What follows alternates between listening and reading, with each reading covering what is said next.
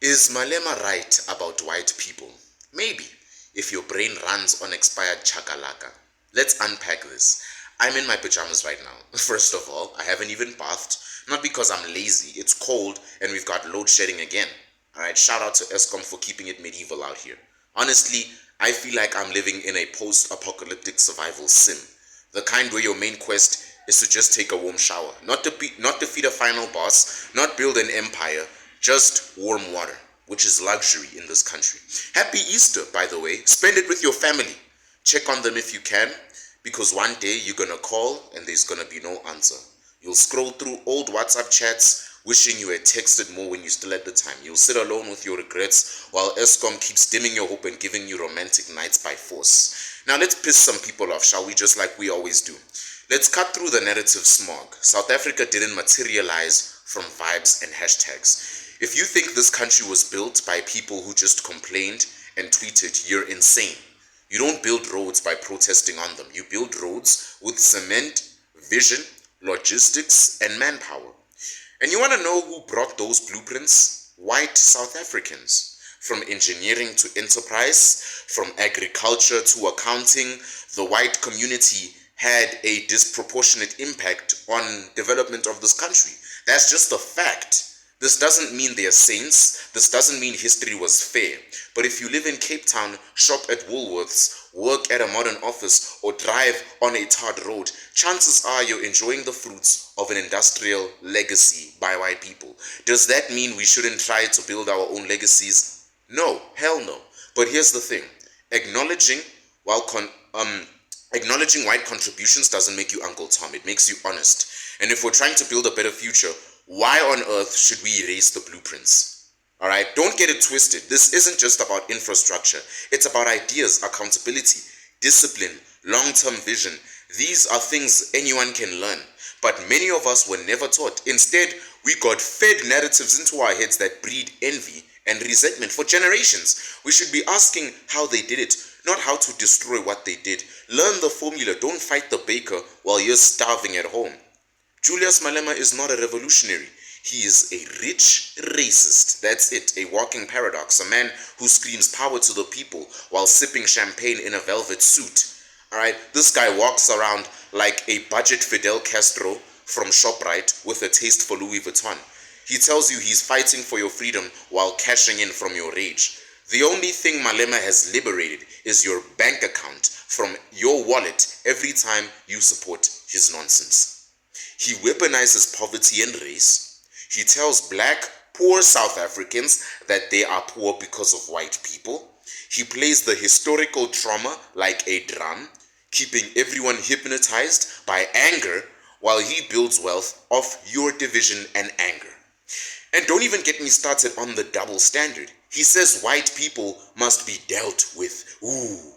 If a white leader said the same thing about black people, he'd be cancelled harder than your morning bath. Mine, to be honest, because I didn't. Malema thrives on keeping you mad, keeping you distracted, keeping you poor. That's how he makes his money. Because once you wake up, once you stop blaming and start building, you'll realize he's just a con man in revolutionary cosplay. So the real question is, what's he done for the people? Built a school? Nope. Created jobs? Nope. United the country? Hell no. Perhaps brewing a generation of black people who hate white people? I'll leave that to you for answering. All he's done is rile people up, divide communities, and get richer in the process. That is not leadership. That's a circus. Alright, and they're clowns. Before I go off again real quick, before I spit another bar, and the whole comment section burns like ESCOM cables at stage 7 load shedding, let me put you onto the only accountants I trust at the moment not to steal your money while smiling like a minister in parliament. This video, yes, is proudly sponsored by Chartered King's Accountants. We have a sponsor. Alright, they're not like clowns in government. From my experience with working with them, these guys actually handle your money with precision, respect, and real expertise. Whether you're a small business owner, a side hustler, who's just trying to make it, or just tired of SARS breathing down your neck like a stalker ex, they've got your back. I'm saying this from experience. Tax returns sorted. Financial planning is covered. Your payroll, your bookkeeping, your VAT issues, you name it, they'll handle the stress so that you can focus on getting more of that bag in paper. And the best part is that they are not charging you presidential prices while giving you Eskom service. Just from 500 Rand and going up, you get professional accountants who don't ghost you, lie to you, and disappear after elections or after you've paid them. So don't wait until your bank account looks like a state-owned enterprise. Hit them up today and let real professionals manage your cash so you don't end up in financial load shedding. Okay? Let's be honest. In the South Africa of today, your money is under attack. Everything is going up except for your salary. SARS is lurking, the economy is twitching, and your wallet's looking more nervous than a tender at a power station. That is where the King's Chartered Accountants come in. They'll help you with anything finance. They'll help you navigate the madness. They'll handle your tax returns so that you don't end up audited like a rapper on Instagram. And they'll actually plan your finances like grown folks, not like a government that spends 1 million Rand on takeout. They start from just 500 Rand, guys. That's less than what your tax just jumped by. And trust me, it's gonna save you way more in the long run. And you'll thank me later. The link is in the description. Tell them I sent you. Now, back to cooking these red beret wearing budget villains. Because here's a question that's going to piss off the entire Twitter mob.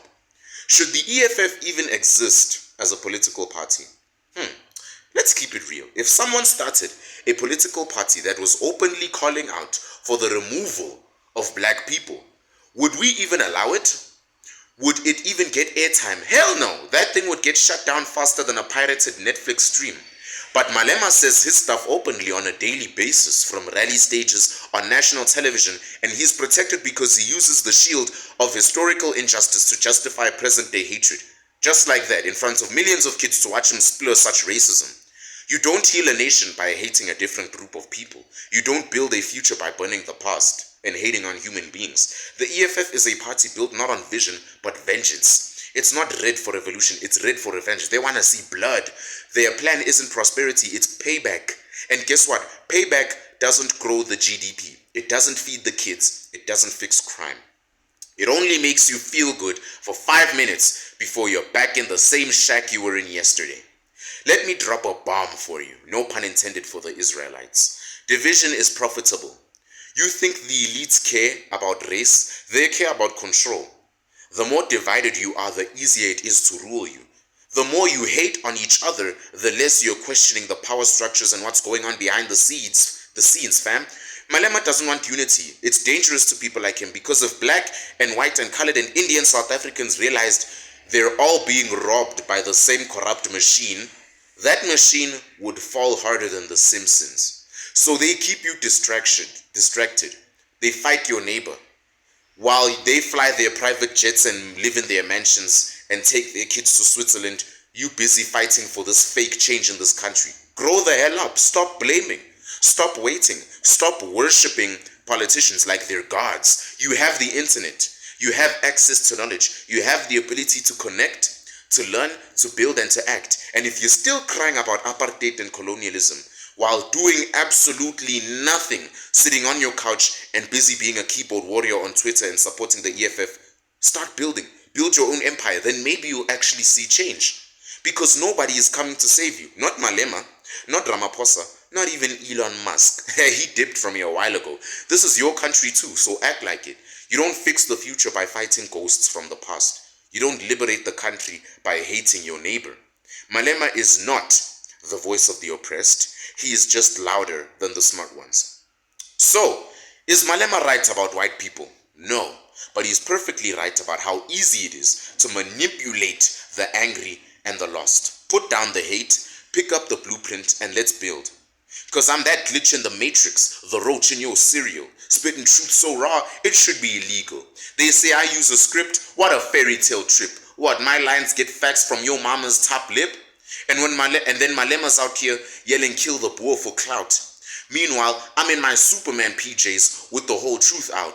Trying to lead a revolution with no blueprint or aim, just vibes, red beret, and the same old blame game. I don't play woke, I play broke back logic. You offended? Good, meaning my rhymes are toxic.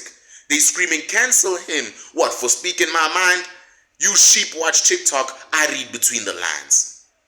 So if you think I'm scripted, your brain's on Mars, your Wi-Fi's weak, and you probably still live at your mom's. You mad cause I'm punching like Tyson with the verbs while you mumble and slip like you're choking on your own weak words.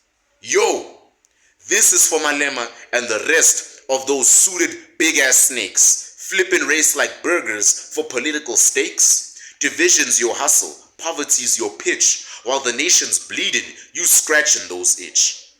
You preach the revolution from a Benz in the shade, while we boil in the dark, Escom never got paid.